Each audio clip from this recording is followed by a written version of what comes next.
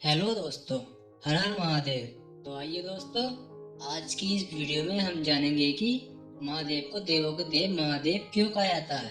तो आइए जानते हैं। एक ऐसे भगवान जिनकी भक्ति इंसान हो या राक्षस, भूत प्रेत हो या देवता, पशु पक्षी हो या जलचर, पाताल लोकवासी हो या वैकुंठ लोकवासी, हर कोई करता है।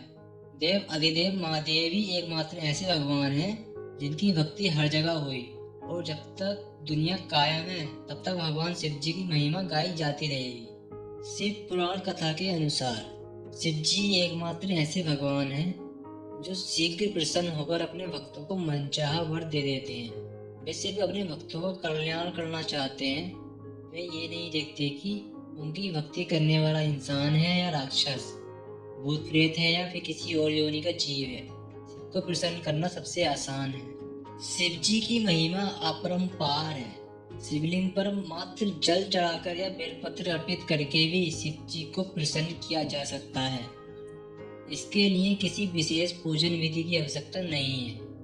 एक कथा के अनुसार वृत्तासुर के आतंक से देवता भयभीत थे। वृत्तासुर को श्राप था कि वह शिव पुत्रों के हाथों ही मारा जाएगा।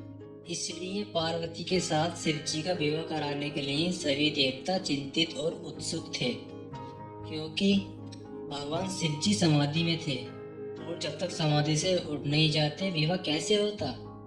देवताओं ने विचार करके रति हुए कामदेव से शिव जी की समाधि भंग करने का निवेदन किया। कामदेव ने शिव जी को जगाया तो क्रोध में शिव जी ने कामदेव को भस्म कर दिया। अब रति विलाप करने लगी थी तो शिव जी ने वरदान दिया कि द्वापर में कामदेव भगवान श्री कृष्ण के पुत्र प्रद्युम्न के रूप में जन्म लेंगे। इस बात में तो सभी यकीन करते होंगे कि वक्त से पहले और किस्मत से ज्यादा किसी को कुछ नहीं मिलता। लेकिन हम यह भी जानते हैं कि वक्त और किस्मत पर विजय हो सकती है अगर हम भगवान भोलेनाथ की असीम शक्ति में विश्वास रखते हैं तब। भाइयों, इसके उदाहरण स्वरूप में एक कथा बताना चाहूंगा। भगवान शिव जी जो परम पिता परमेश्वर, जगत के स्वामी और सब देवों के देव हैं, यह वह समय है जब महादेव की अर्धांगिनी देवी पार्वती बाल्यावस्था में अपनी माता मैना देवी के साथ मार्कंडेय ऋषि के आश्रम में रहती थी। और पार्वती देवी एक दिन असुरों के कारण संकट में पड़ गई और महादेव ने उनके प्राणों की रक्षा की। माता मैना ने जब अपनी पुत्री की जान पर आई आपदा के बारे में सुना तो वह अत्यंत दुखी और भयभीत हो गई। पर ऋषि मार्कंडेय ने उन्हें जब बताया कि कैसे महादेव ने देवी पार्वती की रक्षा की, पर वह तब भी संतोष न कर सकी। मैना देवी तो विष्णु भगवान की उपासक थी, इसलिए शिव जी की महिमा में जरा भी विश्वास नहीं रखती थी। शिव जी ठहरे बैरागी और शमशान में रहने वाले, तो बोला वह कैसे उनकी पूजा करें। ऋषि मार्कंडेय जी ने मैना को भगवान शिव जी की महिमा के बारे में बताने का विचार किया और उनको यह कथा विस्तार से बताई। जब मार्कंडेय ऋषि केवल 11 वर्ष के थे तब उनके पिता ऋषि मृकंडु को गुरुकुल आश्रम के गुरु से यह ज्ञात हुआ कि मार्कंडेय की सारी शिक्षा दीक्षा पूर्ण हो चुकी है और अब वह उन्हें अपने साथ ले जा सकते हैं, क्योंकि उन्होंने सारा ज्ञान इतने कम समय में ही अर्जित कर लिया और अब उनको ज्ञान देने के लिए कुछ शेष नहीं था। यह जानने के बाद भी कि उनका पुत्र मार्कंडेय इतना बुद्धिमान और ज्ञानवान है, उनके माता पिता खुश नहीं हुए। मार्कंडेय ने जब पूछा कि उनके दुख का कारण क्या है, तब उनके पिता ने उनके जन्म की कहानी बताई। ये पुत्र की प्राप्ति हेतु तो उन्होंने और उनकी माता ने कई वर्षों तक कठिन और घोर तप किया। तब भगवान महादेव प्रसन्न होकर प्रकट हुए और उनको इस बात से अवगत कराया कि उनके भाग में संतान सुख नहीं है, परंतु उनके तप से प्रसन्न होकर उनको पुत्र का वरदान दिया और उनसे पूछा कि वह कैसा पुत्र चाहते हैं, जो बुद्धिमान न हो पर उसकी आयु बहुत ज्यादा हो, या ऐसा पुत्र जो बहुत बुद्धिमान हो परंतु जिसकी आयु बहुत कम हो। मृकंडु और उनकी पत्नी ने कम आयु वाला पर बुद्धिमान पुत्र का वरदान मांगा।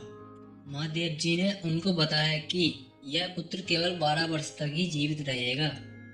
वह फिर विचार कर लें, और उन्होंने वही मांगा और महादेव उनको वरदान देकर भोलेनाथ अंतर ध्यान हो गए। ऋषि मृकंडु ने यह सब अपने पुत्र को बताया, जिसको सुनने के बाद वह बहुत दुखी हुआ, यह सोचकर कि वह अपने माता पिता की सेवा नहीं कर सकेगा।